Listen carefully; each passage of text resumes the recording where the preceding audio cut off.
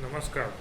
आज आपण असेच एका क्रिकेटचे ध्रुवतारा म्हणजे अर्थातच महेंद्रसिंग धोनी, कॅप्टन कूल म्हणून ज्या नावाने ओळखला जातो, तो असा भारतीय संघाचा माजी कर्णधार आणि आंतरराष्ट्रीय खेळाडू महेंद्रसिंग धोनीबद्दल अत्यंत उपयुक्त माहिती आपण पाहणार आहोत. चॅनलला पहिल्यांदाच आला असेल तर चॅनल लाईक करा, सबस्क्राईब करा आणि बेल आयकॉन क्लिक करा, जेणेकरून असेच महत्त्वाची माहिती तुम्हाला आपल्या यूट्यूब चॅनलवर मिळून जाईल. व्हिडिओच्या सुरुवातीला सांगितल्याप्रमाणे आजच्या व्हिडिओचा मुख्य विषय हाच आहे की काही दिवसांवर महेंद्रसिंग धोनीचा वाढदिवस येऊन ठेपणार आहे आणि आपल्याला ज्ञातच आहे की महेंद्रसिंग धोनी म्हणजे भारतीय क्रिकेटमधला ध्रुवताराच समजला जातो आहे. त्याने जी काही कामगिरी केली आहे, त्याचं मूळ नाव काय, त्याच्या वडिलांचं नाव काय, त्याबद्दल अत्यंत महत्त्वाची माहिती घेऊन आपला हा व्हिडिओचा विषय आहे.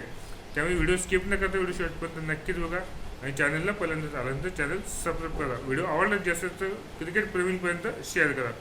चला तर मग जास्त वेळ न करता आजच्या मुख्य व्हिडिओला सुरुवात करूया. महेंद्रसिंह धोनी भारतीय क्रिकेटचा ध्रुवतारा. त्याचं मूळ गाव उत्तराखंडमधील अल्मोडा जिल्ह्यातलं आहे, पण त्याचं जन्मगाव झारखंड राज्यातील रांचीमध्ये झालेला होता. कॅप्टन कूल या नावाने सुद्धा तो प्रसिद्ध आहे.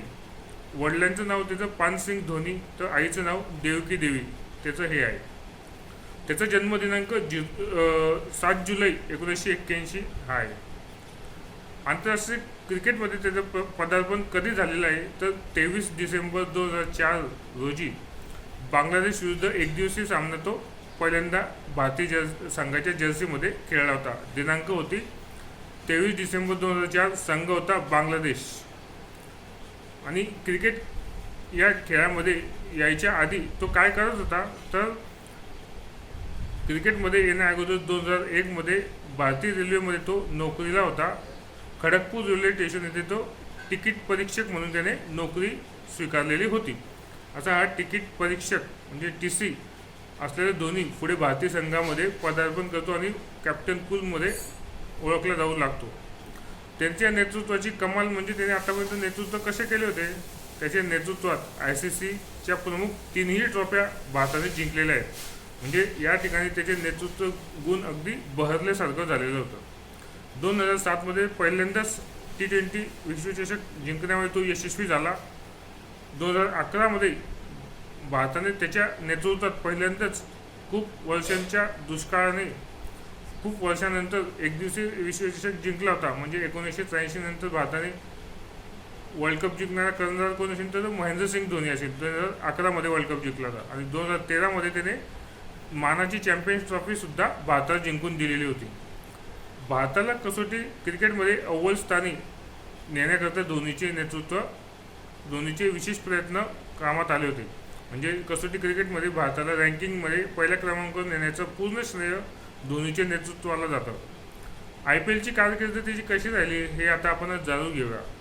IPLमध्ये चेन्नई सुपर किंग्सचं तो नेतृत्व करत होता आणि सर्वप्रथम 2010मध्ये त्यांनी चेन्नईला पहिलं विजेतेपद मिळवून दिलं होतं.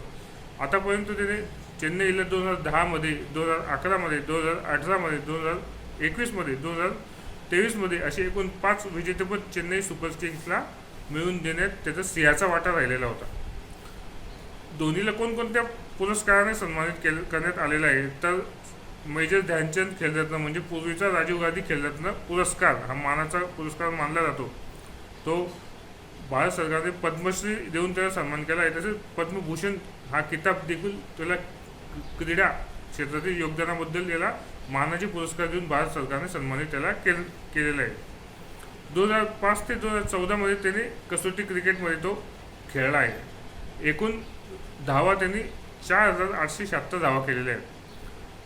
कसोटी क्रिकेटमध्ये तो 90 सामने खेळला आहे. त्यामध्ये 144 डावात त्याला प्रत्यक्ष खेळण्याची संधी मिळाली फलंदाजीसाठी. सरासरी 38.9च्या सरासरी तो धावा करत होता. आतापर्यंत कसोटीमध्येच त्याने 6 शतकं आणि 33 अर्धशतके लगावलेली आहेत. तर ऑस्ट्रेलियाविरुद्ध त्याने 224 धावांची खेळी केलेली ही त्याची आतापर्यंत कसोटी क्रिकेटमध्ये सर्वोच्च धावसंख्या आहे 224. त्याचप्रमाणे एकदिवसीय क्रिकेटमध्ये त्याने सुद्धा चांगली फलंदाजी केलेली आहे. धोनीने आतापर्यंत एकदिवसीय क्रिकेटमध्ये 10,773 धावा केलेल्या आहेत. त्यामध्ये तो 350 सामने खेळलेले आहेत. प्रत्यक्ष 297 डावात त्याला फलंदाजी करायला संधी मिळाली. सरासरी 50.38ची त्याची सरासरी होती. 10 शतकं त्यांनी मारली होती आणि 73 अर्धशतके त्याची ठोकलेली होती. तसेच सर्वोच्च धावसंख्या त्याची 183 नाबाद श्रीलंकेविरुद्ध त्याने केलेली होती. T20 क्रिकेटमध्ये सुद्धा ते चांगलं क्रिकेट खेळलेलं आहे. आतापर्यंत T20मध्ये तो 98 सामने खेळला असून 1617 त्याने धावा केलेल्या आहेत. आणि असा हा मास्टर ब्लास्टर सचिन तेंडुलकर नंतर भारतीय क्रिकेटमध्ये नाव रूपाला आलेला हा क्रिकेटचा ध्रुवतारा म्हणून ओळखला जाणारा खेळाडू महेंद्रसिंग धोनीने अर्थातच ऑगस्ट 2020मध्ये आंतरराष्ट्रीय क्रिकेटमधून निवृत्ती स्वीकारली आहे. आंतरराष्ट्रीय क्रिकेटमधून 2020मधून निवृत्ती जरी स्वीकारलेली असली तरी क्रिकेटमध्ये त्याची जादू अजूनही कायम आहे. IPLच्या मध्ये तो दुखापतीमुळे तो यावर्षीची 2026ची IPL खेळू शकला नव्हता, पण अजून IPL तो खेळत राहणार आहे. IPLमध्ये त्याने अजून निवृत्ती स्वीकारलेली नाही आहे. आता वाढतं वय आणि दुखापत या सर्व गोष्टींचा सामना करून IPLमध्ये तो अजून किती दिवस खेळतो आणि किती दिवस खेळणार आहे हे क्रीडाप्रेमींसाठी पर्वणीच असणार आहे. कारण संघासोबत तो असला तरी संघाला त्याचा खूप फार मोठा फायदा होत असतो. त्यामुळे त्याचं वय जरी वाढत असलं तरी क्रिकेटची भूक त्याची अजून देखील संपलेली नाही आहे. त्याचप्रमाणे असा हा भारतीय क्रिकेट संघाचा सर्वात यशस्वी कर्णधार म्हणून महेंद्रसिंग धोनीकडे पाहिलं जातं.